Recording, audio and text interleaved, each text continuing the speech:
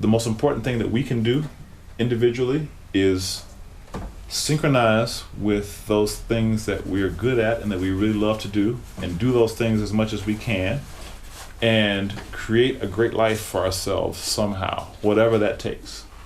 Figure out how we can have fun and enjoy our lives, and be thankful for the fact that we're, wherever we are, we're here, and we have enough freedom to pursue our art. And that's, if you look at the whole planet, that's a huge gift.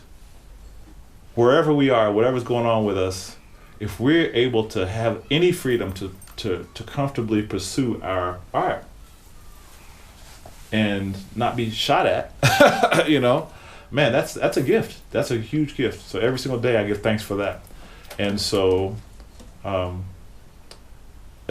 but yeah, with your life, if given that fact, do your best to keep it positive and do things that keep everything positive. Eat well, exercise, and love each other, and swing, man. You know? So that's what I really, you know, that's my main thing. I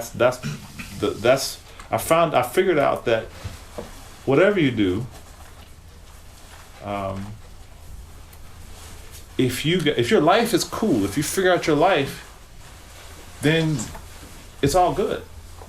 You know, really, it's all good, because there's all this trippy, you know, stuff with governments. I hear weird things with the government here. The state's government is all oddball. You know, whatever. There's trippy stuff everywhere.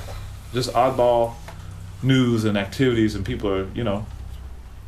So they're gonna do what they're gonna do. It's always that. It's everywhere, all the time. But if we can make our lives cool and use our brains and use our hearts and souls and connect with our friends and figure out how to do our stuff, do our improvisation and our expression, and figure out our money so that we have some money so we're not broke. That's a drag, you know. So you have to figure that one out. That's very super important. And keep ourselves in shape and love our families and because, you know, what I really see is that, not in general, is that you don't have complete control of everything, but you have a lot of control with your mindset and with your decisions and with your choices. And you can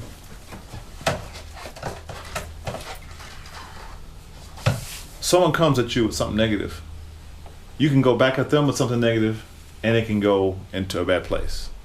Or someone rolls on you with something negative and you give them something positive, or at least neutral, and the thing chills, like most of the time. You know, I can't tell you how many times, like, I'm married, you know, 20 years, so I come to my wife, she rolls up on me, blah, blah, blah, blah, blah, and of course she's right, but I'm pissed off because I'm a man, you know, but you know what, I could say, but no, the fact is she is right. So I just, if I can put my ego aside, then my choice to chill and say, you know what, you're right about that. And we talk about like normal people instead of saying, what? And then it turns into this whole thing, and then, you know, it's dark for a while, and then it of course it's okay, but because we all have our ups and downs with our family, but just a choice, a little choice can affect the whole day or the whole next week or whatever.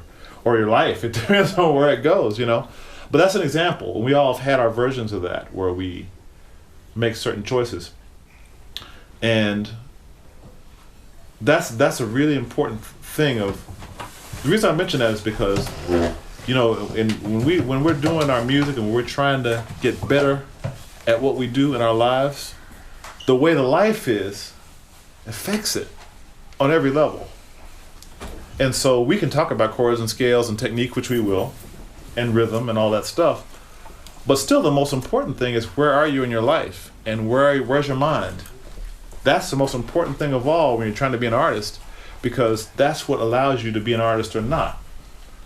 And people say that, you know, strife, you know, hard things create great art, which can be true, but you don't need to make your own strife. Strife will come and find you. It's already there. You know, you can make your life great because the strife is already around. Just things are going to happen anyway. So you don't have to have this romanticized notion of oh, the starving artist and you know, suffering, and that's where, you know, that's all kind of a cliche, because that's those things are part of your normal life.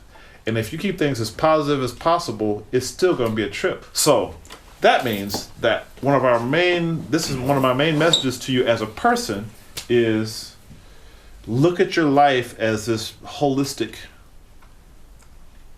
as a whole, and think about the things that you can do, that you have control of, which is very many things, that will make your life as good as possible, so that you can be free to deal with your art and deal with your improvisation and deal with the things you want to get done. And if something's a drag, cut it loose if you can. Get rid of it. If it's cool, get closer to it. You know, I know too many people that have situations that are not really good for them. And so, you know, you have to really look at that and see what that is, and try to forge a pathway that will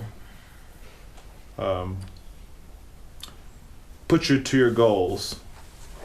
And that's going to require a few things. One of the things I'm really learning as a 50-year-old man now, a grown up, is that you have to really think about your goals clearly and organize yourself to get to your goals. And it helps to write things down, to really document, and it helps to focus, because there's a lot to do. And so you have to really focus yourself on what's important.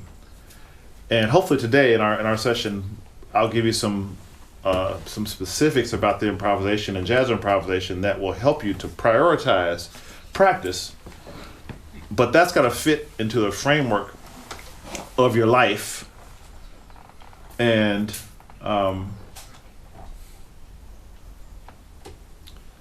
then execute. You know, do what you know you need to do, and find balance, because there's a cliche of the musicians that practice 12 hours a day and 8 hours a day. And while I will say that all of us professional players have gone through significant, including myself, have gone through significant periods of playing 8 hours a day or something, like a long stretches of long practice. You don't have to do that your whole life, as it turns out. So, you know, reality is you go through a period of really pushing for many hours to deal with things of the craft of music, whatever those things are for you. You know, whether it be singing things or piano or scales or learning tunes or whatever it is. And we all have done some versions of that. So with that necessity, as for those who want to be professional level, right? If you want to be professional level, that means who wants to be professional? Hands up, or who's already professional? About half, sometimes a third, sort of, kinda. Yeah. So yeah, about half of you. So if you're targeting professional level, etc., then the 8 hour thing is going to be, you know, there's going to be some time of some years maybe of long practice. But in general, that doesn't have to be your whole life.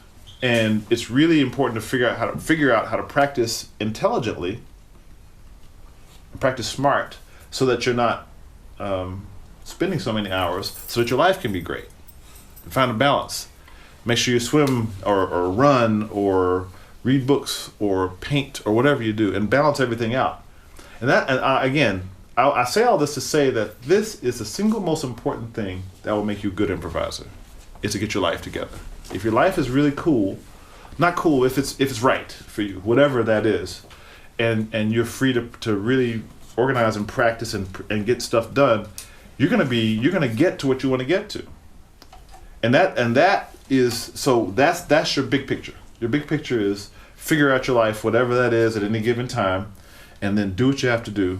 And then there's going to be some time to do sound, long tones, and whatever you do for your sound stuff, and rhythm work, and scale work, and chord work, and all this stuff, and listen a lot. You know, that's what you know. And then what you're expressing is your life. That's what you express. So it's not about Let me play a correct chord and some notes on a scale correctly. Oh yeah, okay, that's part of the language of playing, good harmony and melody, is knowing what the chords and scales are and improvising in such a way that it sounds appropriate and sounds good and fits and within the jazz tradition. But the real thing is, what do you have to say? What's your story? Because it's really not about just playing those chords correctly. It's about expressing yourself. It's about having your voice, whatever your voice is. That's really what jazz expression is about. And so we imitate master players and singers so that we get the jazz style and the jazz language. We imitate to learn that, but that's just imitation for the purpose of learning the language. And the language includes chord scales and sound and all this stuff, nuance, swing, all this stuff. And the language also includes the emotion, because our favorite players all play with a lot of emotion. And so we imitate as much of that as we can to learn how to do it. But that's just for learning, because what our real goal is to do that ourselves, right? That's the point. We have the freedom to make our own music in our way. And if we choose jazz music, then we have a jazz style that we want to connect with.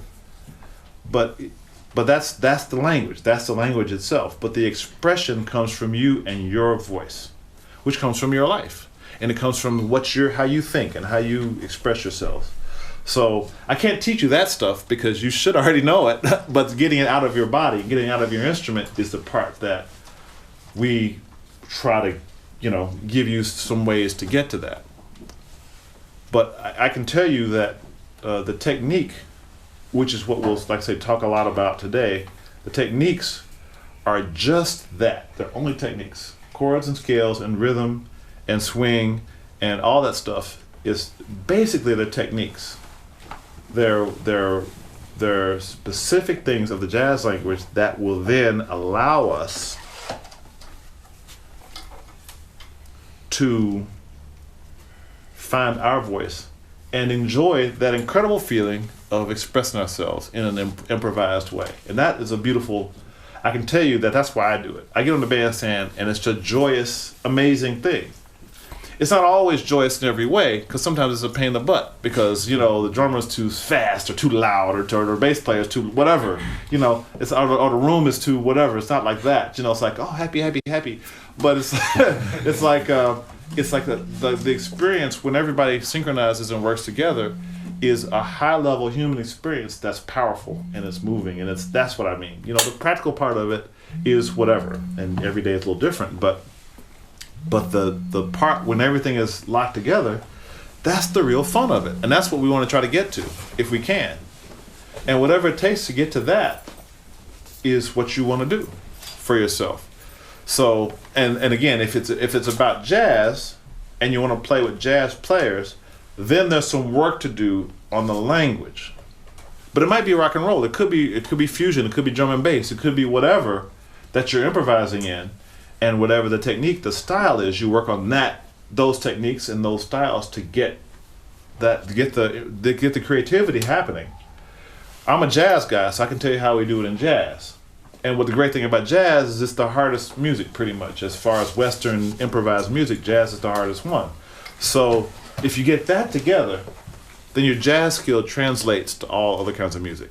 And I think, in terms of the creative side of it, not the style part. Because the style is a rock and roll or blues, there's language for that you might have to learn. But the energy and the musical skill and the technique of playing, that's the thing that jazz really puts you up really high, gives you a really high level if you become good at it. And then you can go and play with the rock guys and just totally have fun, and with the funk guys and have a blast, and with the classical people, not the really stiff ones who just keep you in a box, but the really cool classical ones. Well, even the stiff ones can be cool, but I would say that the coolest classical ones would be the ones that are free to just, in the style of classical music, make some stuff up. Mm-hmm. How you study your Bach and your Mozart and you do the whole thing, and then let's figure something. Let's make some notes. Mm-hmm. Let's in the style of ha pa pa pa pa ta ta ta, and just do that and create.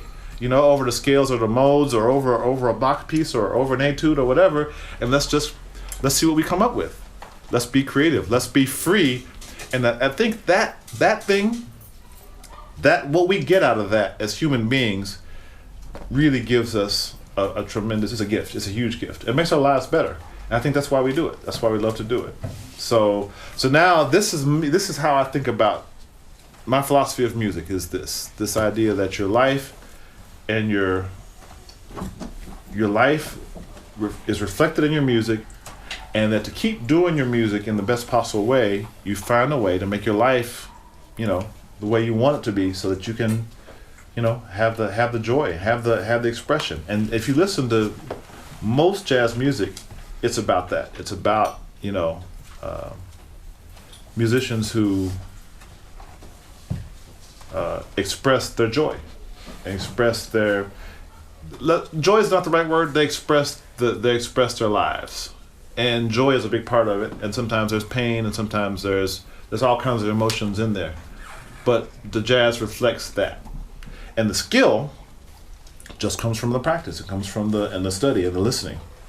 So your main vehicle, as I said before, your main vehicle for study of music is your ears.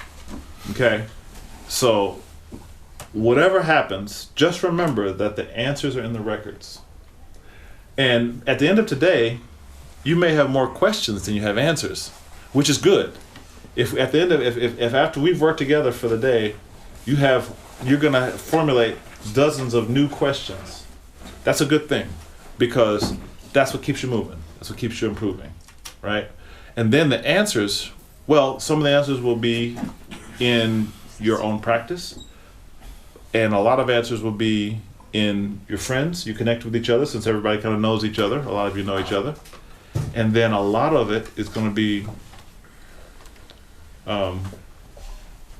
in the records. You can listen for sound and rhythm and technique and chords and scales and improvisation and all these different things. All the stylistic questions, it's all there with the master players. So every professional player I know listens a lot. I mean, a lot. We listen to things hundreds of times. Like I listened to Miles Davis' My Funny Valentine, that album. I listened to it at least 300-400 times, at least, the whole thing. So I know all the solos in the album, bass, drum, everything, Same for Speak No Evil. Same for Probably Kinda Blue. Same for A Love Supreme or Crescent, John Coltrane records, or same for Nuke's Time, Sonny Rollins. There's a lot of records like that where I listen to them literally hundreds of times. And that, if you really want to get that professional level, that's what we all do, right? For those of you who are playing for fun, it's the same. You can just do it less, but it's still the same thing. You still listen a lot. And maybe instead of 400 times, it's 40 times or 30 times or whatever.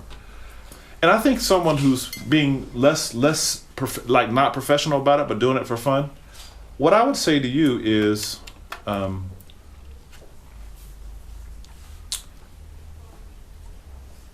the smartest thing to do is to organize what you're going to work on when you're doing it not professionally. So you're not spending hours a day on this with the intent of trying to do it for a living. Focus on the blues. Focus on standards. Focus on a few standards. Your favorite tunes. And here's what we're going to talk about with harmony and melody today. In jazz, it seems like it's a huge amount of harmony, but it's not. It's really, most jazz songs, especially standard tunes, they consist, from a harmonic perspective, they consist of 2-5-1s, which is just based out of the major scale, Ionian scale, and they are based in minor 2-5-1s. That's another thing, which is kind of based in. It also sort of comes from the major scale, but can also come from the melodic minor scale. So 2-5-1 is 3 chords and 3 scales. Minor 2-5-1 is 3 chords and 3 scales. And then the diminished scale, which can also fit in a minor 2-5-1, but the diminished scale is very important in jazz music. And probably the pentatonic scale. The standard jazz pentatonic scales. There's lots of kinds of pentatonic scales, but the jazz pentatonics are based out of the major scale. So if you can, that's only 7, 8, 9 scales. It's not very many scales. It's not infinite. If you're an instrumentalist, you got to learn the scales in 12 keys. All scales, everything's always in 12 keys because we play in 12 keys. That's just the reality of the thing. So, but that's not infinite amount of work. You're talking about 10, 8 scales, whatever, through 12 keys. That's not a huge amount of work, right? And so sometimes it seems like, oh my God, harmonic minor ascending and the symmetrical augmented but they, those scales, for example, come up sometimes, but it's really rare for most of them unless you're playing Tom Harrell tunes or something. If you're playing advanced tunes, yeah, then okay, you got some more work to do on your scales to get that together. But for normal tunes, it's pretty compact, like the amount of scales. They all fit on one sheet of paper. So, in terms of the actual, or 2 sheets, maybe, front and back. All the scales can be listed. It's like, oh, here's my scales. One sheet of paper. You practice from this sheet of paper, and you're cool for your scales, right? For example. So that's the cool thing, is that the actual amount of data is not huge from a perspective of the harmony. The rhythm, the rhythm is not huge again, but it's challenging because it is a certain kind of collection of rhythms which are, require some attention. We have to work on our rhythm. And then the songs themselves, there's a lot of songs. A lot of songs. But everybody plays like 100 songs or 20 probably the same 20 songs everybody really likes to play, or 30 songs or 40 songs. It's not infinite. So, there's the amount of data, even if you're doing it casually, is not huge.